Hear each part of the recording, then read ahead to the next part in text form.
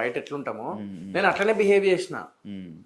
ఇందాక చెప్పినా కదా, అది నార్మల్ క్యాజువల్ మాట్లాడేసి క్యాజువల్ అది నా ఫీలింగ్. నాకు ఆడియన్స్ కి మధ్యలో ఉన్న ఒక ఫీలింగ్ తో నేను చెప్పిన. But it went wrong. I don't know, like అది అయిపోయింది.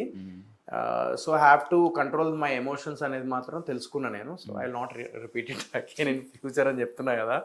సో ఒక ఎక్స్పీరియన్స్ అంతే, అదొక ఎక్స్పీరియన్స్. లీవ్ ఇట్ అంతే, అయిపోయింది అదే అయిపోయింది, గతం గతహ.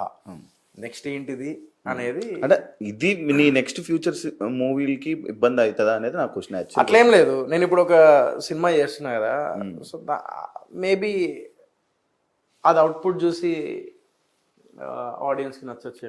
అక్కడి నుంచి ఇక్కడికి వచ్చాడు రా, కష్టపడ్డాడు రా అన్న. So definitely we have to work on it కదా.